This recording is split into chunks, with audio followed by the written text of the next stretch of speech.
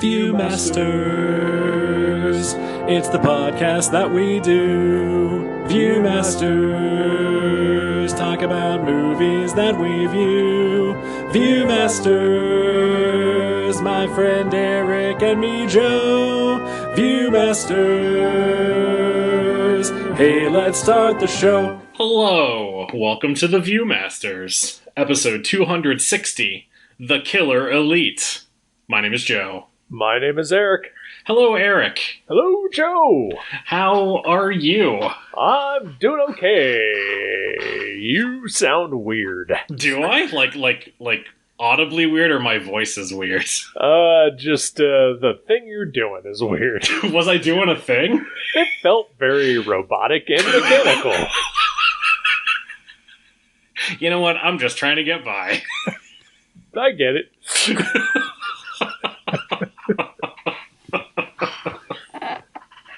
If that's how you're coping, I will deal with it. I didn't realize it was how I was coping, but apparently. Thank you for pointing it out. I don't talk to that many people during the day. Ooh, boy. Oh, crikey. Yes, The Killer Elite. Yes. Did you watch the right one? I did. I did let the right one in. To my eyeballs and my ear holes. That's good. I did see 2 listings for it on Amazon for some reason. Huh. Like, some movies just show up twice when I search for them. I don't know why. Yeah, that is weird. I've noticed that too. Yeah, like one of them said it was unavailable, and the other one said I could watch it, so... Yep. Yeah, who knows? Yeah. Fascinating for the listener, I know. Well, they don't know what it's like to be rich and have Amazon Prime. That's true.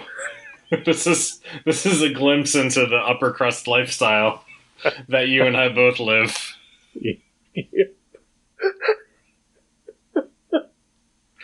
Oh, what other streaming services can we talk about? Oh, well, I noticed today that on Disney Plus, there's a Simpsons Star Wars special.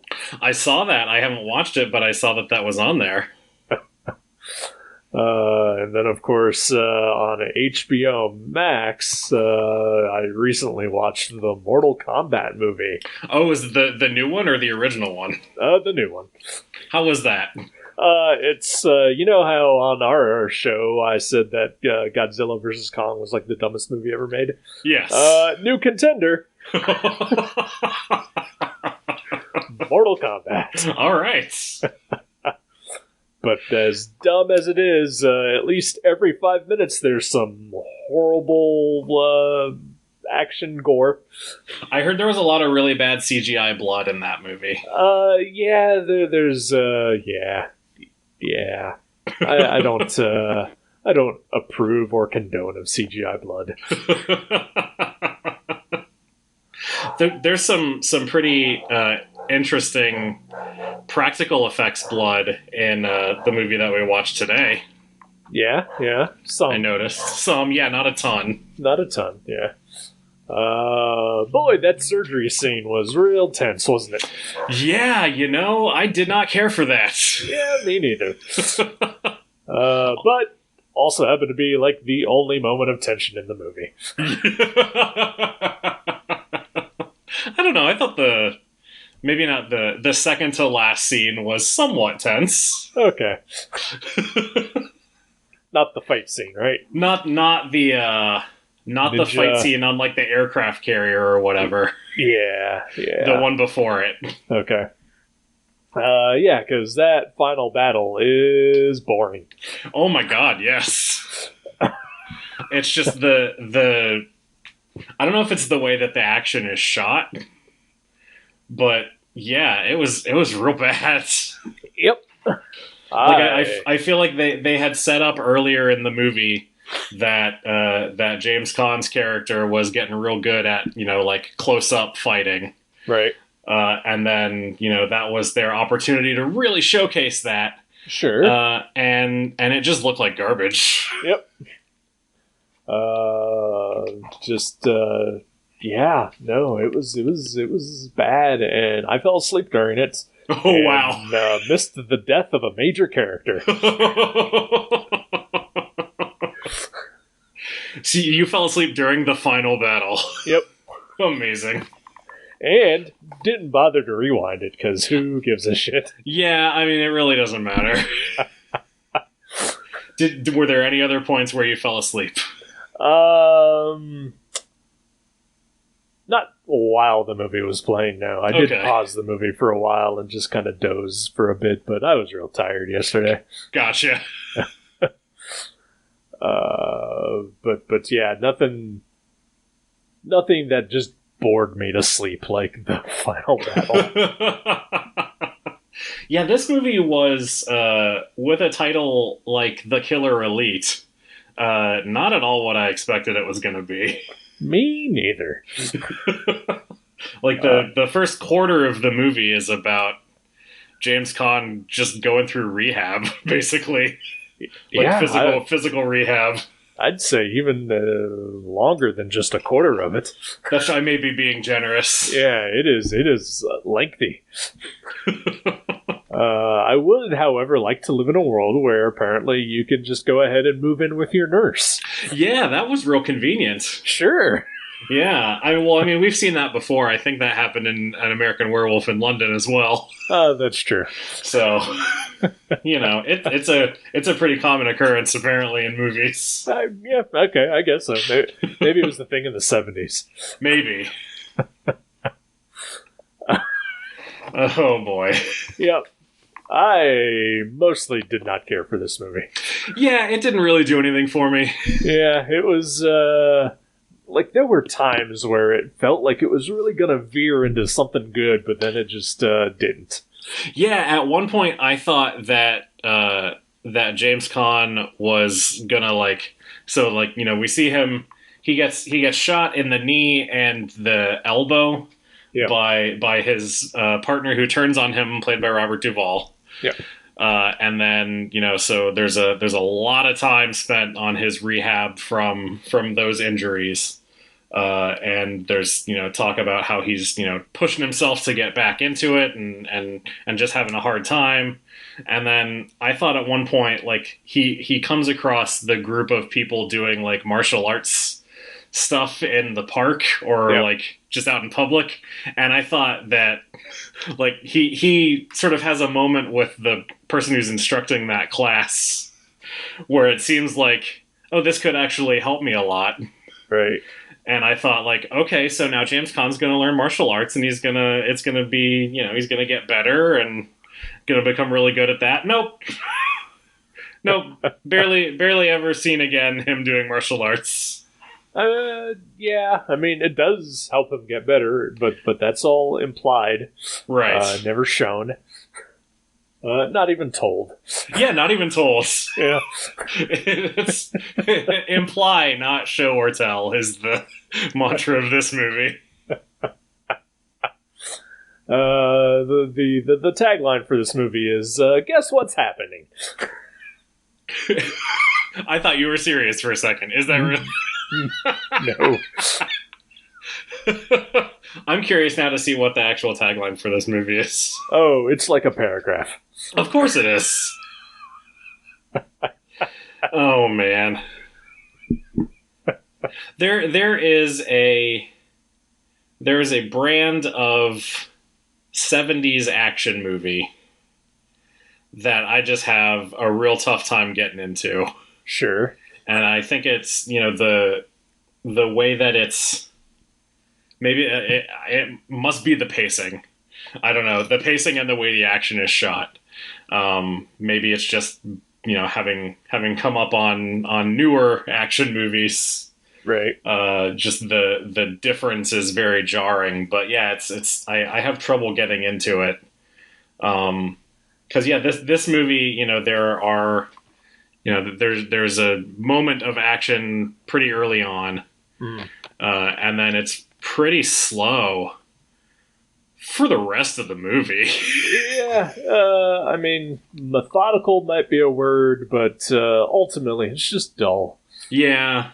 I mean, like you said, there is so much time just spent to James Caan's character, in rehab. And it seems like that is, for a good portion of this movie, the only thing this movie is about. Yeah. And the very little or few times where it cuts to, the other ongoing plot, it is few and far between. Yeah. And I guess, the argument could be made that all of the rehab stuff for James Caan is, character building and Right. Important backstory for the rest of the movie. But I don't feel like, having watched the whole movie, I don't feel like I know that character any better than I did at the beginning. I mean, part of it is, he's this, sort of mercenary badass, who's, I'm guessing we're supposed to, again, infer or imply that, he is, a stoic badass. Yeah. But it really just comes off as, someone who doesn't have much of a personality. Yeah, that's kind of exactly, it's just James Caan. Yeah. And we get more personality from him in the 5 minutes that he has with Robert Duvall at the beginning.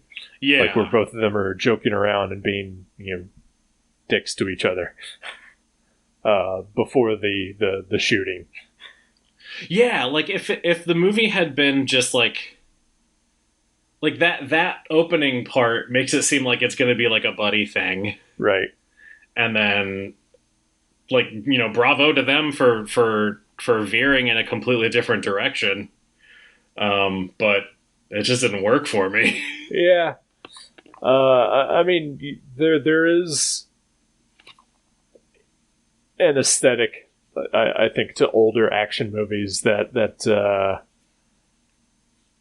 just, I don't think, aged well, in the wake of, things like Die Hard or I feel like the mid 80s is when the action movie got perfected.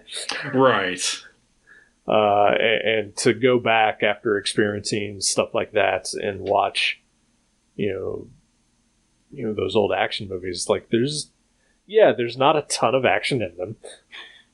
And part of it is because, most of the action heroes of those days were essentially just kind of not in great shape, older men who probably just smoked and drank a lot. Right. At one point, the guy that Robert Duvall and oh my God, his name is completely James Caan. There it is.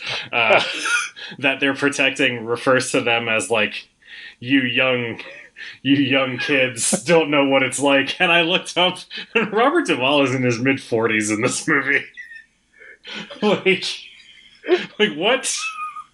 I thought the exact same thing. It's he is bald. He is at least early 40s at best. Yeah. I mean, I at first I was like, oh, I guess, yeah, this would be a younger Robert Duvall than I've seen him. Maybe he's in... Sure. And I mean, there have definitely been times that I've watched movies and thought people were older than they actually were. Right. Victor Buono. Victor Buono, specifically. But no, yeah, he's in his 40s. It's you mentioned the action thing, and I remember I don't own it anymore, but I had a Blu-ray set of every James Bond movie. Okay. And there's one which is I think in the modern day it's sort of found an audience, but for the longest time, I remember my parents always referring it to as one of the worst Bond movies. But it's on Her Majesty's Secret Service. Yeah, is that the George Lazenby one? That is the George Lazenby one. Okay. And like there's just like a short scene in it where he does like a tumble and like a kind of like a rolling flip, and he punches a guy like coming out of it. And I thought, this is the most active I have ever seen James Bond up until like the Daniel Craig movies.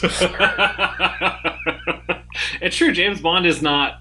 I don't think of James Bond as like, other than, you know, shooting people, as an action guy or like a physical action guy. He's more driving cars and shooting guns. Sure, yeah. Which there's a lot of that in this movie. Yeah, there is, definitely. So, hey, would you like me to read you the tagline for this movie? Please do. Okay. Men wanted. Private company with the CIA contract seeks men willing to risk life. Perfect physical condition. Experience with weaponry, incendiaries, karate/judo. No loyalties, no dependents. Long career doubtful. Spectacular. That tells you nothing about what the movie's about. Nope. Like, the fact that they work for a private company plays basically no part of this movie. They could work just, you know, for the CIA.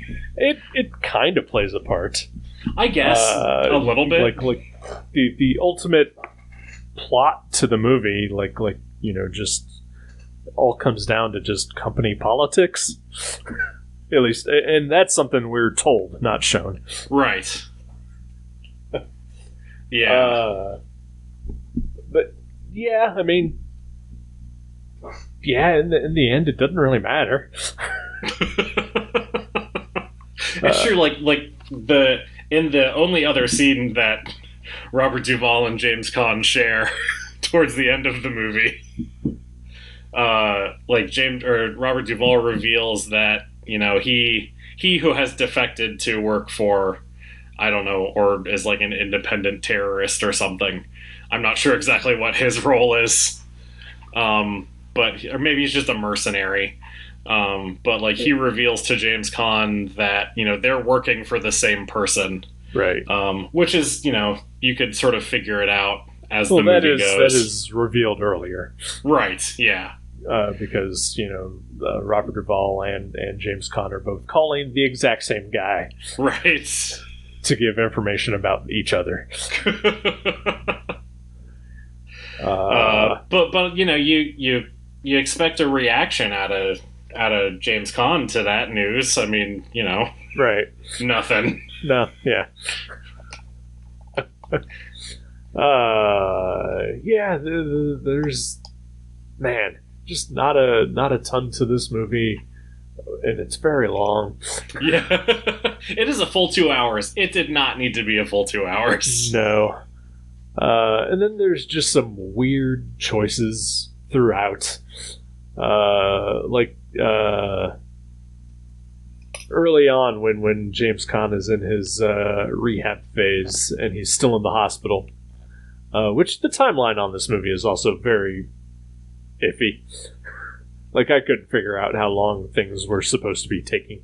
Oh yeah, it would have to have been years, I would assume. But it also seems to be going very quickly. Right. But when he's in the hospital, there's like a guy that just shows up with like flowers. Yeah. And James Caan just like tells him, no, get out of here. And then eventually that guy comes up, like, you know, an hour later into the movie. But it's just weird, like, that entire interaction. Is that Paulie from Rocky? Yes, it was is. that him? Okay. Yep. He was probably my favorite. I forget what his name was. Was it Mac? Yeah. I think. Yes, he was Mac. Yep. Yeah, I think was my favorite character in the movie. Because he just, you know, he's just going about his day. Yeah. He's making some weird choices here and there too, in his delivery and performance. But yeah, I think he definitely was by far the most entertaining part of this movie. He struck me as just tired. Yeah. Which I get.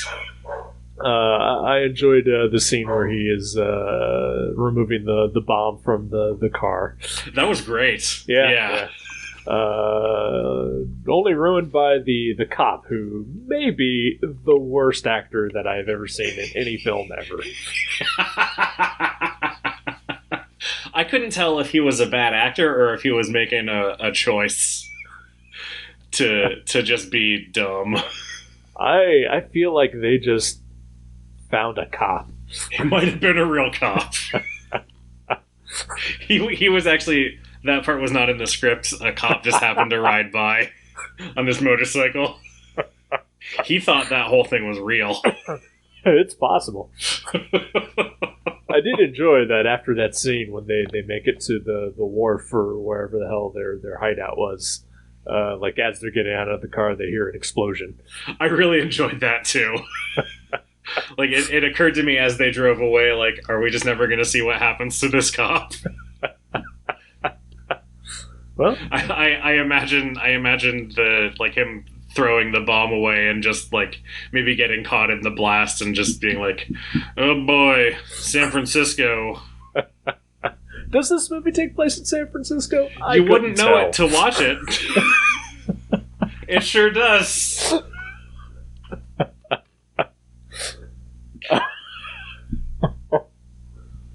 Oh man, this movie was. I'm sorry. No, it's okay. I was curious why you picked this movie. I thought it'd be good. I've seen some Sam Peckinpah movies in the past that I have enjoyed. I always like a Robert Duvall, and I can give or take a Jimmy Caan. Sure.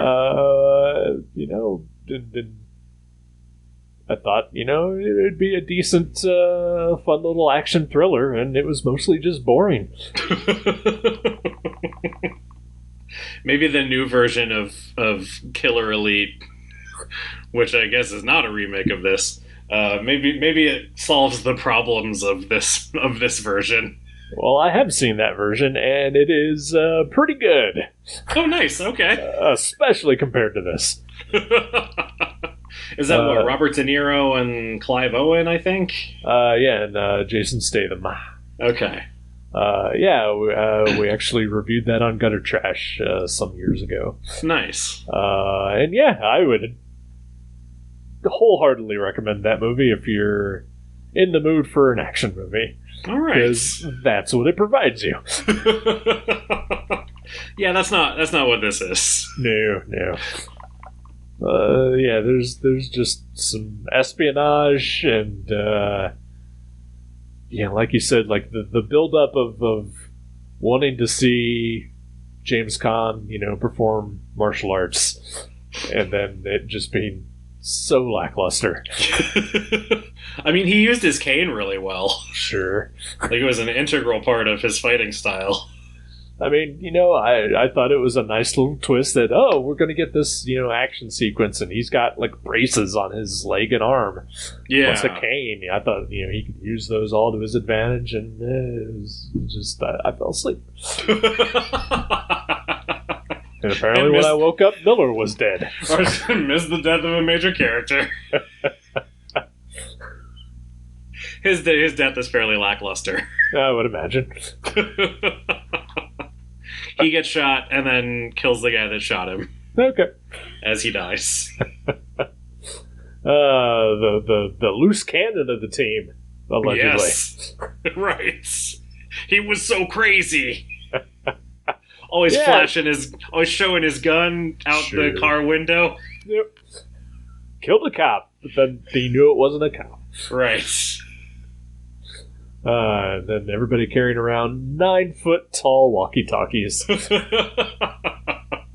Well, look, the technology was in its infancy. No, that's just it can't help that. No. Oh boy, it's disappointing. Yeah, I'm sorry. It is, however, one of the first American movies to feature ninjas. Is it really? Yeah. That is that racist? I really couldn't decide. Oh, I mean, I don't know about the fact that it had ninjas in it is racist, but this movie is very racist. Yes. Yeah, it felt the fact that the ninjas were there felt like, okay, well we've got Eastern people in this, so we gotta get some ninjas in there as well, probably, right? Like that's obviously who's after them. I don't know. I know that like I think the scene at the airport felt really racist. Yes, absolutely. And then when James Caan goes to meet his client, played by Mako, the one-time voice of Splinter. Wow. Yeah, that's awesome. That whole scene was very racist. And then also just inappropriate when he like picks up the girl and kisses her. Right. Yeah, that bothered me. Yep, I figured it would. Between that and like just there is some real gratuitous nudity in this movie. Yeah, rated PG. Wait, is it really? Yes. I cannot believe this was not rated R. Yeah, I think the only swear word I heard was someone says shit once. Okay. And there's very little. The violence is mostly bloodless, but there is a lot of nudity. Yeah. But yeah, when I started the movie, the little rating comes up at the top, and it was rated PG. Wow. Yep. That's great, because there's the part during that airport fight where one guy gets like his face smashed through a window, yeah. And there's just like a real split-second shot of his face all like cut up. Yeah. And it's horrible. Rated PG. Yep. It was a different time.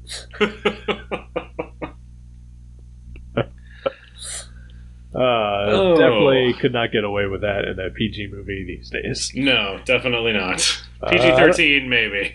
Yeah, I don't think you can even get away with nudity in a PG-13.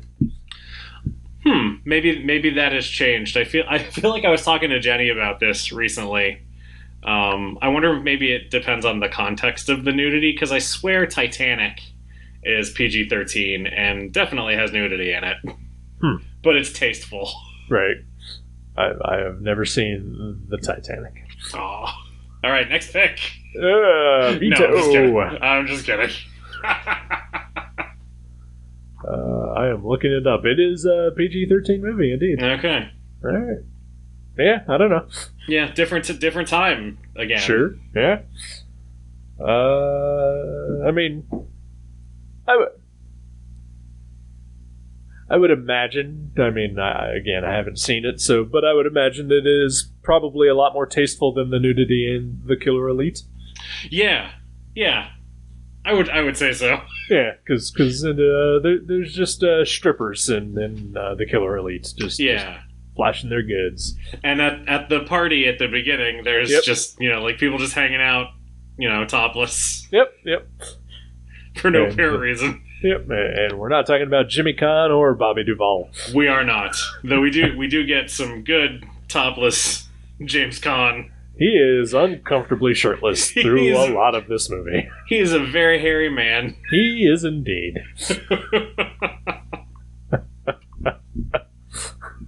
Oh, the 70s. And probably today, I'd assume he's probably still as hairy. I would assume, yeah. It's gray now instead of blonde. He's got to be in his 80s by this point, right? Yeah. Yeah. So then, I would say even less people want to see that now. Yeah, I agree.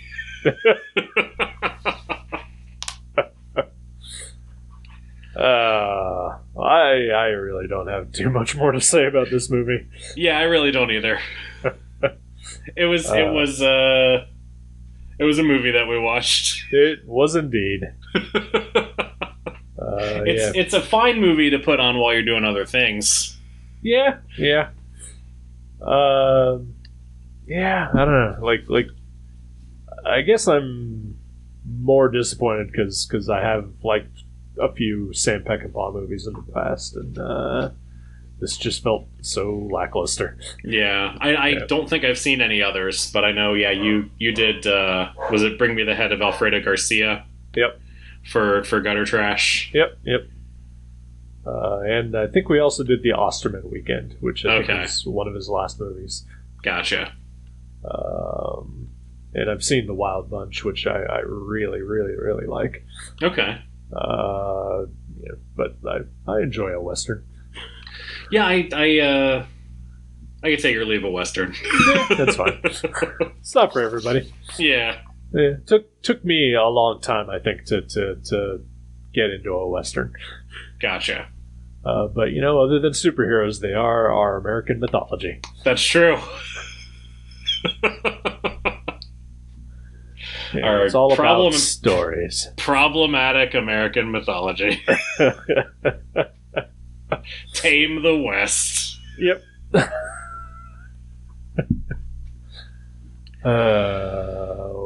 White people. Yeah. So, anything bringing you joy this week? Oh God, I don't know.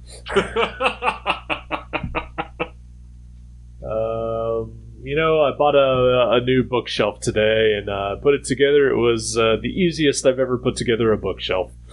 So that brought me some joy. That's awesome. It came with something that I wish I'd had when I did all my other bookshelves. This little holder. It's like a little roach clip kind of thing that you hold the nail onto, and you can pound the nail without crushing your thumbs. That is crazy. Yeah, I know, right? That was my joy for the week. Getting one of those things. That sounds like a game changer right there. It really is. Because I used to, because they all come with that weird, like not quite wood, not quite paper backing. Yeah. At least, the cheap bookshelves that I can afford. Sure. Because poor. Sorry to dispel the myth there. I know we talked about streaming services earlier. Yeah, well, I mean, you're spending all your money on the streaming services. You can't spring for the super fancy bookcases. That is true. But yeah, with all the other bookcases and whatever I've bought, I always put those things on crooked or plus I hurt myself a lot. This just went so smoothly. I did this right before we did the show, and it was great. That's excellent. And that is literally all I got. You know what? That's something. I like that. I'm glad. I got nothing. All right. Oh wait, no, I do have something. Okay. We have taken a break from watching Survivor to watch, I don't think the most recent season, but the most recent season that's on Hulu, speaking of streaming services, of Top Chef. Okay. Which is just a really fun show. I like Top Chef a lot. Yeah, I mean, I'm still not a reality show guy, but I feel like I would probably be more into the food-based ones. Yeah. Cooking-based, I guess. Because I like food. I like food too, and, it's fun. It's more fun than, Big Brother or Survivor or what have you, because these people actually have skills. Right. And they are doing things well, typically, on the show. Back when I worked at the TV station, the only reality show that I really got into was Hell's Kitchen. Oh, yeah.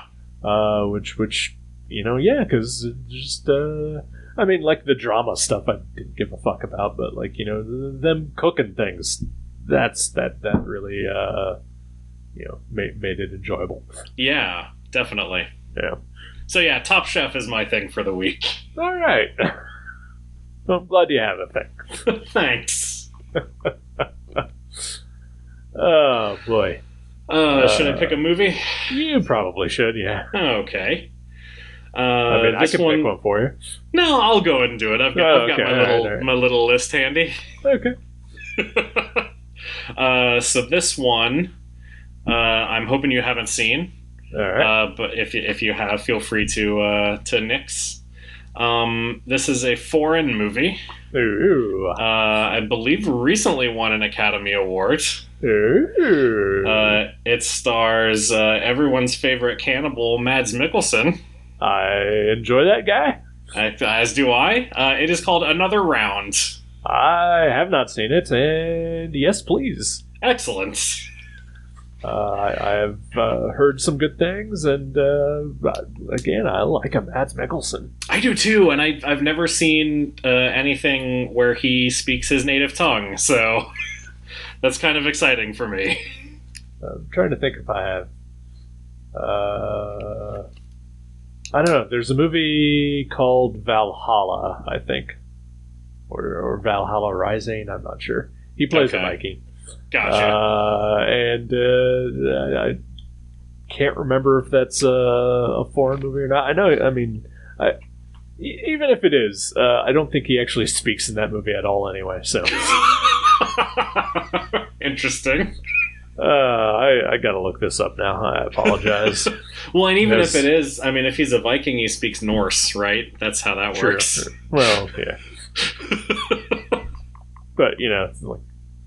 But there could be an American-made Viking movie and they'd all speak English. So that's true. Yeah.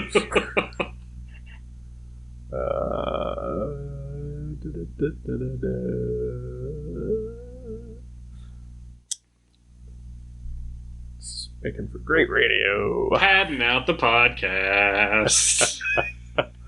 We were coming in short this week. You'll cut this out, okay?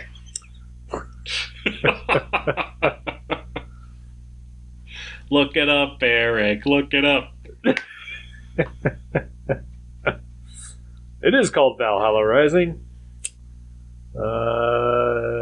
He plays a character named One Eye. Okay. And because he has one eye. Naturally. And it is written and directed by Nicholas Winding Refn. Okay. Whatever that guy's name is. Drive Guy? The Drive Guy, yeah. That's a movie I didn't care for. Drive? Yeah. I like Drive. I think it lost me when Christina Hendricks got shot in the face with a shotgun. I mean, that part wasn't great, but yeah, I think that's mostly just me just really liking Christina Hendricks and not wanting to see that. Yeah. But I think overall I enjoyed the movie. Okay. I can say that their follow-up was God Only Kills or something like that. Only God Forgives? That's it, yeah. That is a waste of time.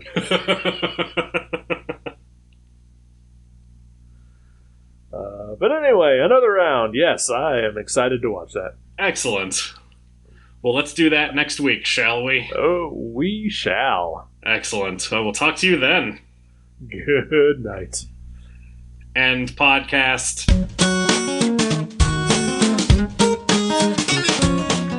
Thank you for listening to The Viewmasters. You can subscribe to the show directly at view.guttertrash.net or at iTunes and leave us a review. Visit view.guttertrash.net for email information and links to Facebook and Twitter. We'll see you next time on The Viewmasters.